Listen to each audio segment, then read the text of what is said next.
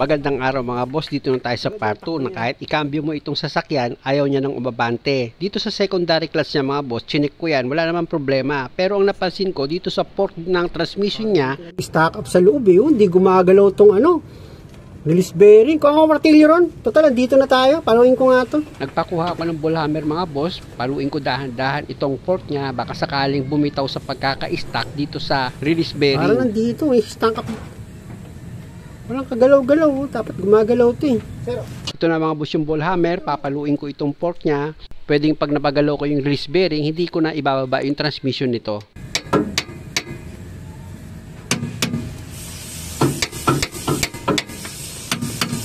Yun, bumitaw din yung release bearing sa pagkaka-stack up. Yan kasi yung dahilan kaya ayaw umabante nitong sasakyan ni customer kahit na ilagay mo yan sa primera. Dito kasi sa secondary clutch niya. Kasi okay naman eh oh. Oh, natutulak eh. May pag-asa. Pag-asa pa? Oo, nagkaroon ng pag-asa. Kaya ang gagawin ko muna dito mga boss, ibabalik ko muna itong secondary niya. Ilalagay ko yung 2 bolt na number 14 dyan.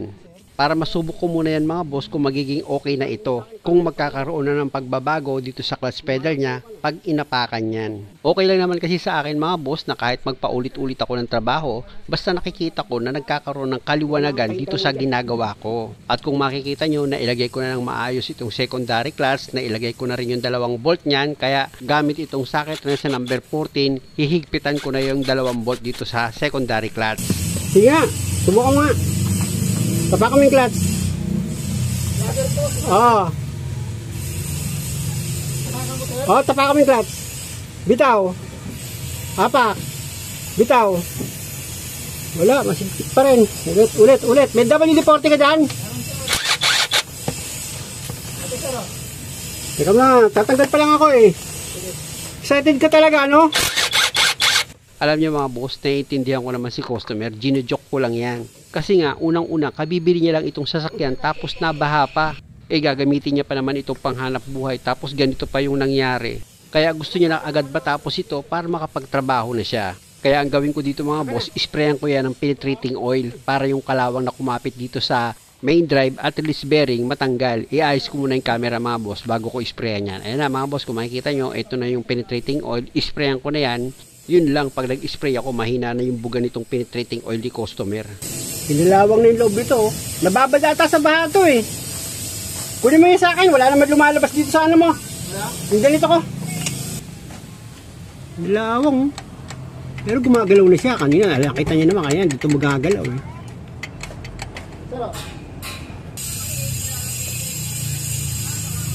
Tinawag ko na yung nanay mga boss. Alak lang yung kanina eh. Grabe, pinasok na ito ng kalawang sa loob mga boss, pero baka sakaling mapagana ko itong sasakyan ni customer at hindi na siya mapagastos ng malaki. Ini-sprayan ko yung main drive nito, pati yung release bearing niya. At least yung kalawang niyan kahit papano mag-penetrate dito sa loob at matanggal. Pag gumanda na kasi yung laro nitong fork mga boss sa release bearing, sa main drive niya, sama-sama na yun eh. Possible na dyan, lumambot na yung clutch pedal niya, maging normal na. Kanina kasi mga boss, pag inapakan ko yung clutch pedal, parang babalik siya, hindi mo maintindihan eh.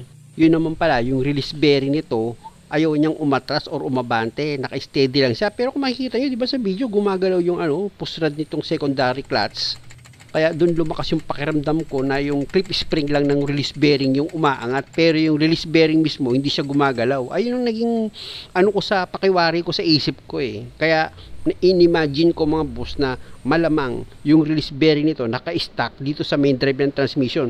Kaya kumuha ako ng martilyo or ball hammer, pinalo ko itong fork, ayun, natsambahan, gumalaw. Ngayon malalaman natin yan mga boss kung magiging okay na ito. Hindi ko muna pinagtsagaan grasahan yan mga boss dahil madudoble-doble yung trabaho ko. Yun naman pala talagang wala na palang chances para mapaandar itong sasakyan ni customer. At pwede naman yun balikan ko ulit para tanggalin itong secondary clutch at yung cover nitong transmission para lagyan ko naman yan ng grasa. Kaya lang kasi ayoko munang tapusin lahat yung trabaho na sa palagay ko naman hindi pa rin ako sigurado dito sa ginagawa ko. Ginagawa ko lang ito ng paraan mga boss, baka sakali nga lang na si customer hindi siya mapagastos at magkaroon kayo ng idea dito sa ginagawa ko kung magiging positibo ito. Dahil okay na, paapakan ko na kay customer itong clutch pedal. Okay.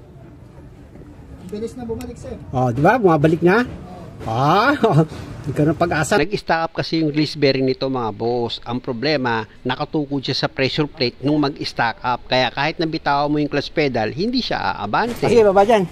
Sige, ikaw na. Para mas maganda lang yan. Pa-start ko na itong makina mga boss para masubok na yan. First gear. Nakuha. Kita mo? Di ba? Nakuha. Hindi, tsamba lang yun. Ikaw naman eh. Nakuha. Atras. Nakalusot na yung 20 mil. Magka sales sa'yo? 20,000. 20,000? Transmitter daw. Ganon? Lahat ng pinuntahan niya maliban sa'yo, lahat sinasabi transmitter. Narinig nyo naman yung sinabi ng babaeng customer na yung tumingin dito, dapat daw ibaba na itong transmission. Totoo naman yun. Kaya lang, ginawan ko pa rin ng paraan na ma-resolve ko yung problema na hindi na mabababa itong transmission ni customer para naman kahit papano, hindi na siya mapagastos ng malaki. Alam nyo mga boss, si customer, napakabait makiusap. Kaya hindi ko talaga siya napahindian. Kahit pagod na ako maghapon, ginawa ko pa rin itong sasakyan niya at awa naman ng Diyos, naging positibo. Alam nyo mga boss, nakakatuwa si customer. Kasi before ko ginagawa yan, talagang napakalungkot niya. Hindi ko siya makitaan ng ngiti. Pero ngayon mga boss, palay ang ngiti niya. Alibre na si boss ng 20,000 niya. Sa akin kasi, basta totoo sinabi mo, mapapagtyagaan ko yan eh. Sir, walang hatol nila dito. Transmission, dalawa na tumingin. Puro sila transmission, pare-parehas. Ganon? Laging sinasabi, transmission na yan. Ilang araw na kay-stack yan? Sir, simula nung Martes, hindi ko na nabiyahe. Hinanap mo na ako. Talagang pinuntahan na talaga kita. Kasi wala na talaga sir eh. Isa naman ako kukuha ng ganito, wala na naman ganito malaking dito. Ganun ba? Ikaw dito, sabi ko, wala na talaga pag-asa. Try ko kay Sir Ray. Sa pag-road test na ginawa namin mga boss, naramdaman ko kay customer na okay na sa kanya itong sasakyan niya. Gagasahan ko pa yan, hindi pa tayo tapos dyan. Kasi, nawala yung ano nyo. Yung ingay, di ba? Oo. Ibig sabihin doon lang din talaga yun sir. Hindi kasi kita mapagbigyan ng ng oras talaga. Marami talaga akong gawa eh. Kaya nga halos karamihan sa mga may problema na sasakyan, ang ginagawa ko, titignan ko nilang muna kung magagawa ko ng paraan para hindi na kayo magpagastos. Gagawa ko ng paraan. Kasi inaamin mo, walang sira yun, bigla na lang kaganyan, nabahalang, yun. Tagal kasi na gano'n. Tagal din kasi na-stock sir. Yan, bilib ako sa tiyaga mo. Talagang hinintay mo talaga yung sinasabay ka ng mga bola. Bola ka. Sir, soft drinks. Sir, tinapay. Nagdaan ako sa merienda eh. Sabi ko nga, baka mamaya magawan nyo man lang ng paraan. Diba, sabi ko naman sa'yo nung umpisa pa lang. Kapag tinignan ko yan, wala ka talagang problema, magagawa ko ng paraan yan. Hindi tayo ubus ng matagal na oras.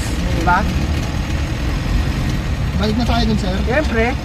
Aanin ko pa yan eh. Gagrasahan ko pa. Hindi ako ng grasa yung pinaka-bearing niya. Wala na yung Umiingay.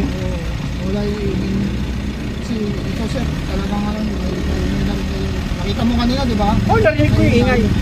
Pag tinatapakan mo yung clutch niya, nawawala yung ingay. Pero pag nag-iingay siya. Sabi ko nga baka mamaya kasi may napanood akong video na on the spot binaba mo yung transmission. Inabot kayo ng dyan, sira dyan sa may kalsada dito ba?